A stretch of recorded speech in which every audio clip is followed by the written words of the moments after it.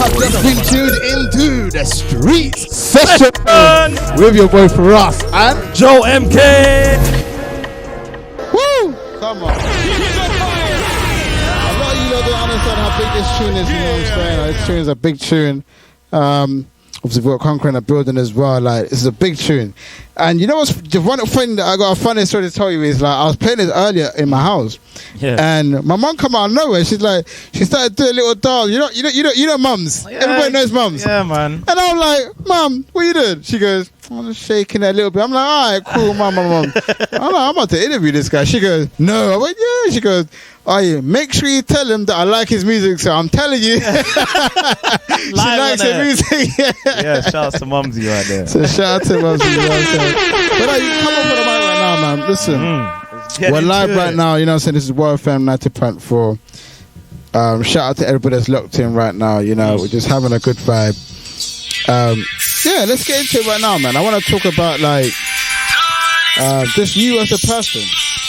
I feel like that's a lot. That's something that we need to understand is who is Conkarah? Like, who are you? Like, for people that don't understand who you are, how would you describe yourself?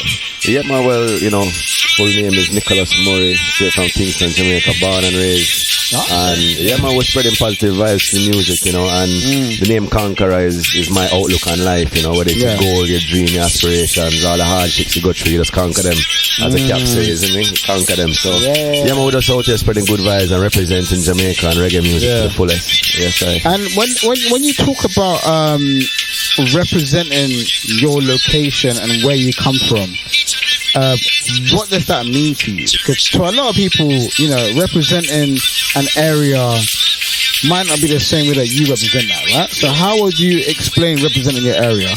Well, no, man, I mean, to be a Jamaican, you know, I'm very, very proud of, you know, it's this little island in the middle of the Caribbean, but there's just so much coming out of it. You know, you have the likes of Bob Marley, you know, the fastest man in the world, Usain Bolt. There's just so much talent and, you know, the birthplace of reggae music, dancehall and stuff. So it's so much to be proud of, and to be a part of that movement and a part of that culture, push it out into the world and spreading good vibes, you know, is something that I stand firmly behind. So I really appreciate it. And you know, that's an interesting point, because, you know, with the Olympics, Usain Bolt has now, it's not really a part of it anymore, right? You was an artist, you know, you had that big song with Shaggy. Huge song. You know, that thing did numbers on numbers on numbers. You know what I'm saying? Trust me. And I appreciate that, and I love hearing about that. But before we get into even just doing the numbers, but it's like, you know, as somebody coming out of Jamaica, is that you kind of build your own, like, Jamaican lane? Is that something you kind of do? No, I mean, I think my musical journey has been a little bit different from the regular musical journey. So, like, I was just a man, just pack up my bag and just head out on a one-way ticket to Germany. Which is what started my thing, right? Carry myself all the way down to Philippines, Indonesia, and tap into those markets where a lot of Jamaican artists haven't gone to before. Exactly. But I have that sense of adventure, and of course, you see the way that people appreciate you coming from all the way across Jamaica. You know, all they listen to is Bob Marley and stuff. To have somebody, you know, authentic come from Jamaica, they really appreciate, and trust me, man, it's a wicked vibration. And you know, I feel like that's such a good point that you made about being authentic and coming from Jamaica. Because, you know, it's very easy to listen to what we all understand and what we all know, right? You know the vibe, the Mavado, the Bob Marleys of this world. I feel like, you know, especially when I heard Every Day, it was, I heard something fresh, something new. And you know, your EP specifically has something new, because I would even say Everybody Switch was another one that I like. Papaya was another one I like, and Love Me the Same gave me that, you know, commercial type of joint. And you know what, it was, I feel like what you're bringing is, okay, cool, I can do reggae, and we all love that, but I can do X, Y, and Z. I can do all of these other things as well. And it's like, I feel like that's very important within the scene, where we can look at you as an artist who does majority of reggae music, but you're saying, man, I can do this, I can do that, you know what I'm saying? Was that something that you was trying to do within this project? Yeah, no, I mean, at the core of each and every song, you know, for example, like Love Me the Same as it says, more commercial. I mean, I think it's more the way that I styled my voice. And 100%. You know, you can hear the Jamaican in it, but it's not too Jamaican. But I mean, as I said, at the core of all the songs, you go find whether it's in the bass or the rhythm in itself, the touch of Jamaican reggae music or dancehall, you know, and you have to have that little small level of authenticity in the background, you know. But yeah, man, just trying to reach out to as many people as possible, you know. So yeah, man. And you know what? I feel like that was the perfect name for the EP, Destination Unknown. See it there. See it there. Because you know, it was really telling us that, like, listen, I don't have a destination. Yeah. My main destination might be reggae. Yeah. But don't ever tell me that I can't do everything else. See it there. You know what I'm saying? Switch my PR, you know. There's some PR for me. I like that one. I go steal that one for the future interview. I like that one. He's gonna make that into a hat as well. Yeah. See it there. And listen, the check's only 10 million. It's cool. As long as it's Jamaican dollars, we're good. We're not talking about pounds. But you know what? That's what I love about the EP. Like, you generally gave us different type of music. You gave us a different destination.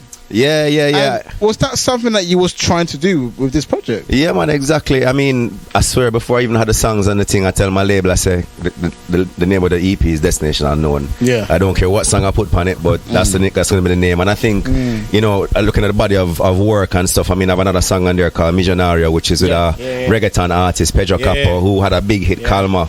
And, you know, me and him connecting in the studio, it still has the same kind of vibe as every day, the same kind of message, but Millonario, which means millionaire in English, is not talking about the material wealth and stuff. It's more about feeling like a millionaire, whether your girlfriend, your husband, your wife, or whatever that person that make you feel like a millionaire. So I think each and every one of the songs is a message of positivity, you know. So and you know what, going away from your project, and you know, I see your mom calling here. Oh, right. Sorry. I just the phone light up. Say hello. Hey, Mom, listen, I'm with the artists that you love, so stay away right now. My mom always listens in, so big up, mommy. Blessings every time. She probably had a question, but like, nah, Mom, I don't want to find out, just in case it's not that question. You know, just coming away from your project, who are you? Like, you know, there's a lot of people that's going to be listening in right now who may have never heard of you before, particularly in this country, right? Yeah. How, in a couple of words, how would you describe yourself as a person? I'm actually quite shy, but I think I've, as I say all the time, I have like two personalities. You have one that is Nicholas, that is a shy, laid back kind of thing, and you have Conkarah now is just a little bit more, I wouldn't say aggressive, but a little bit more confident and thing. But I think at the end of the day, what I want to push out is positivity, and to be able to do that through something that I love, which is music, which is my passion. You know, I feel truly blessed, man. So I think in a nutshell, that's about it, you know. Yeah, and you know what? It's interesting because, you know, you're an artist who's been around for a very long time. You're not new to the game. No, man, not that. You're not new to the game at all. Yeah. And I like to say, like, you know, me personally, from listening to your music from now and then going back 5-6 years, you've been dropping hits. Yeah, well, I'll be honest. You've had hits. Respect, man. Respect. You've had hits. I wouldn't say, that's why I called you a superstar on the show. I was like, you know, sometimes you hear music and then you forget who the music comes from. And I'm like, damn, I've heard this song before. But I forgot. You know what I'm saying? Yeah, true. So I want to say, from somebody who's been in the game for such a long period of time, what is it that you believe has kept you relevant? Has kept you, you know, able to keep growing? Because I feel like where people miss out is you can have a very big song. Because you had a very big song with Shaggy last year. Yeah. But you know, prior to that song with Shaggy, you've had big hits anyways. It's just whether people heard it or not, right? Yeah. What's kept you going? Well, I mean, as I said before, music is my passion, you know, and I'm doing what I love. Yeah. So, you know, a lot of people in the interviews, they say, you know, you have this big hit with Banana, with Shaggy. Are you afraid to release music now that you won't? And I said, not really. Like, I mean, I'm doing what I love, and at the end of the day, I feel like there's going to be another hit at some point. You know what I mean? It's not like an ego thing. I just feel it. Cause, You see, when I write a song and I feel like I get goosebumps with my own music, that's my way of telling, like, something might can go on, so like it might be a hit and things. So at the end of the day, I just keep pushing forward. You have people that not going to like the music, and I can appreciate that, because there's some music that I don't gravitate towards or whatever. So, but for the people who do enjoy it, I appreciate it. It can be one person in a room, it can be 20. It is still, I just still doing what I love, so it don't really matter, Do you know what was interesting with your answer, Riz, was you said Banana was a big hit. Yes. It's funny. I believe Every Day is bigger than that. Oh, you're serious? Well, I think what Every Day brings is that kind of like, universal family. Everybody can get involved. I'm not saying that the Banana song doesn't do that. I'm saying from somebody who, when the first song I heard was Banana. And then I heard Every Day, and I was like, bro, this is it. That's the song, and for me, that's the song. Like, I play that song to my mum, and now all she does is play that song. Rocking, man. You know what I'm saying? So, talking about your EP, which is Destination Unknown, let's talk a bit about, like, the single Every Day. How did that come about? Yeah, man. So I was actually in LA. My brother in Bobby Hustle. We go to Bobby Hustle.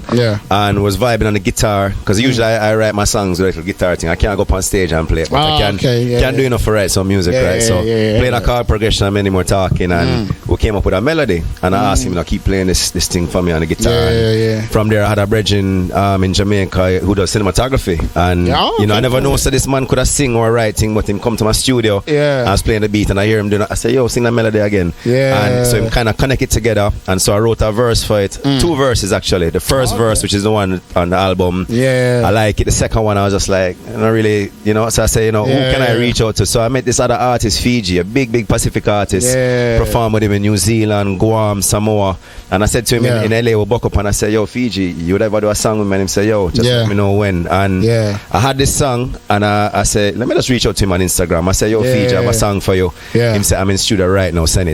And I kid you not, bro, 30 minutes later, the man sent me back in verse, right?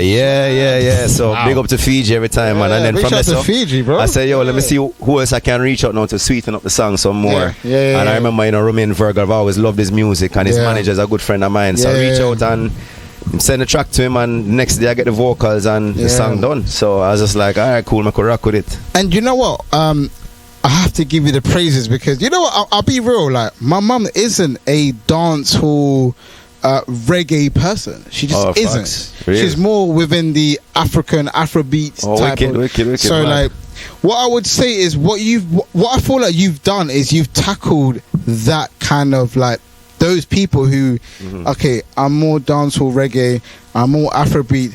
You've put it in the middle, because the most surprising thing for me is my mum wants to hear the music. I like that. She wants to hear more. Yeah, man. And I feel like with the name Destination Unknown, it's told us that. It's told us that, listen, I can be reggae, but I can cater to all of these people.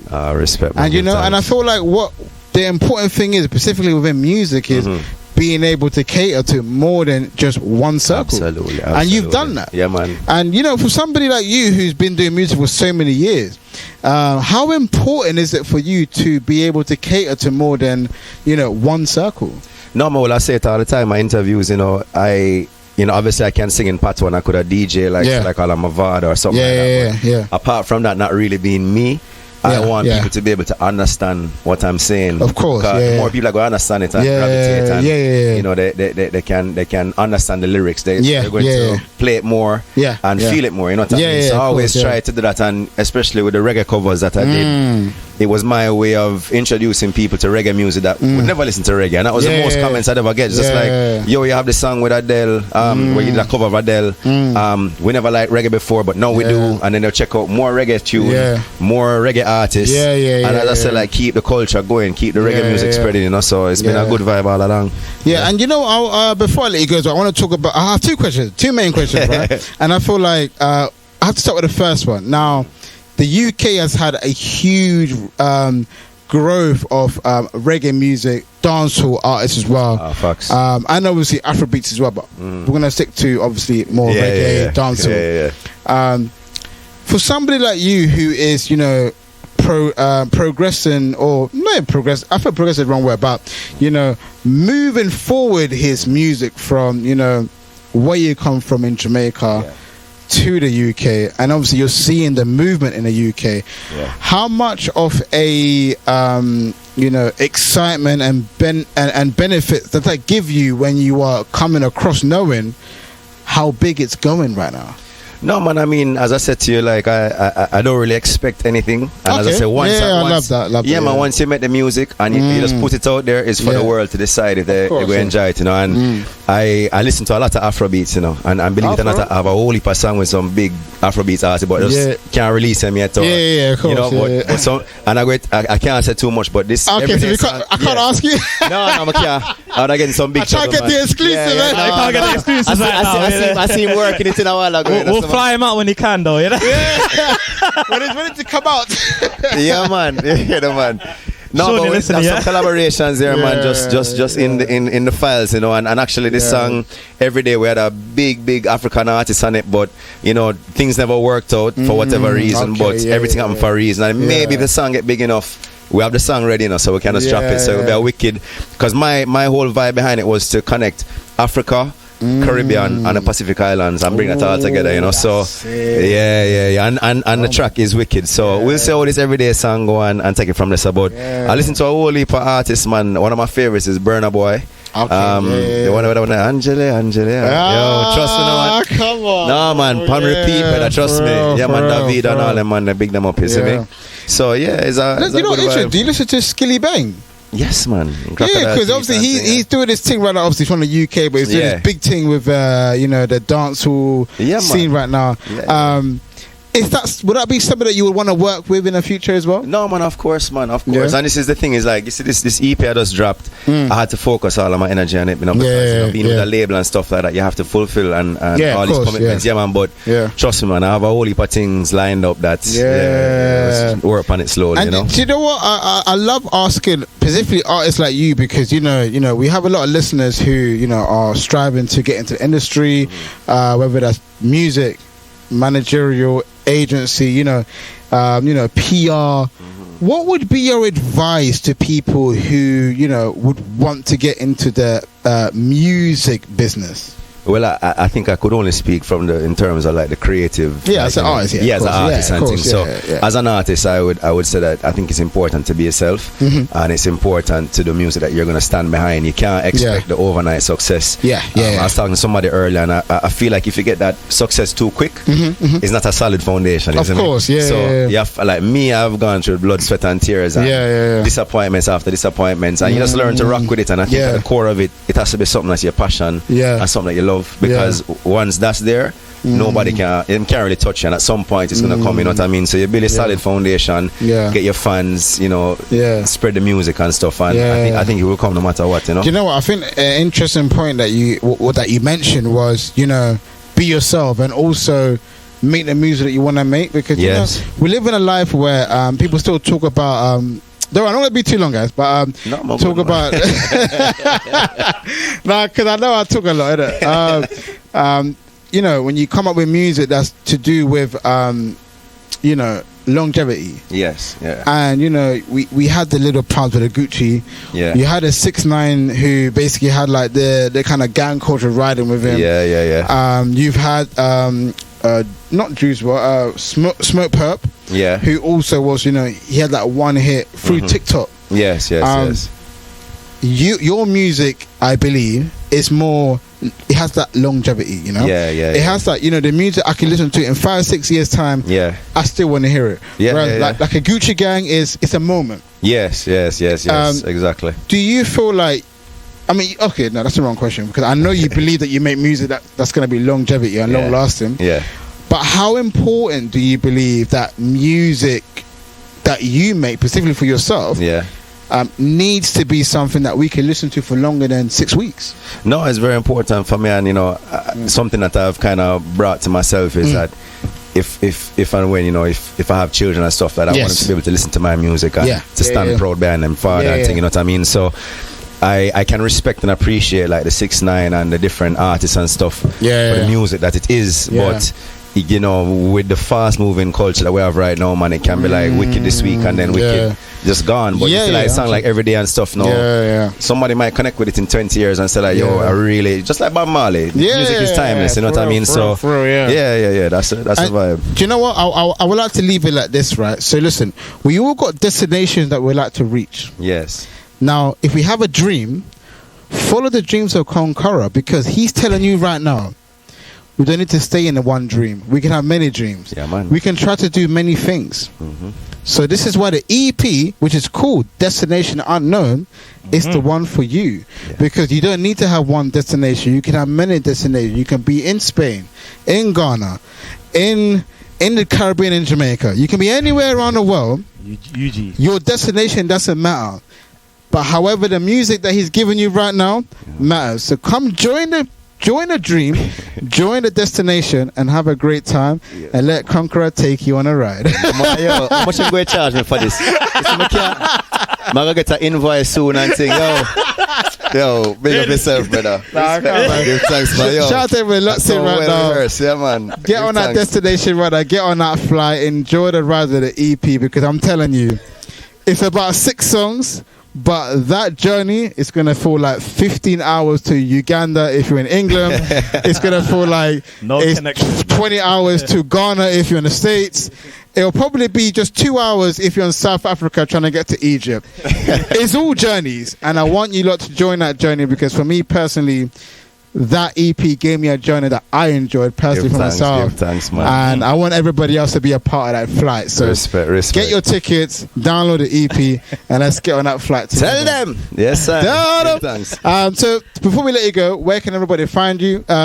All your social medias, what you got going on, let them know how long you're here for. If you've got any show, let them know where to get you. Yeah, man, no shows just yet, but you can check me out on social media. You don't know, it's Conkarah, Conkarah. That's Conkarah. Find me on all the handles, YouTube, Instagram, everything. Lock it in. Send me a message, tag me in something, repost. Thank you so much for the support. And go and take in war. You don't know. We're going to enjoy ourselves for the rest of the evening. Stay blessed and spread love. And I say blessing. Ah, man. Yes, love, bro. Listen, this is your boy Conkarah. We your boy Firahs. This is MK Firahs, 90.4 on the War FM. You know the vibes. Listen, right now, I'm going to replay one of my favorite tunes off the whole Every Day. It's by Conkarah. Let's get into it. Right now, Roman Burger, feed you on the team. Let's get into it, bro. Let's go. Being tuned into the streets session with your boy Firahs and Joe MK. Why is this the name of our show, bro? Because we're the hottest in the streets. Catch us online, on the go, and on the FM. Okay, let's go.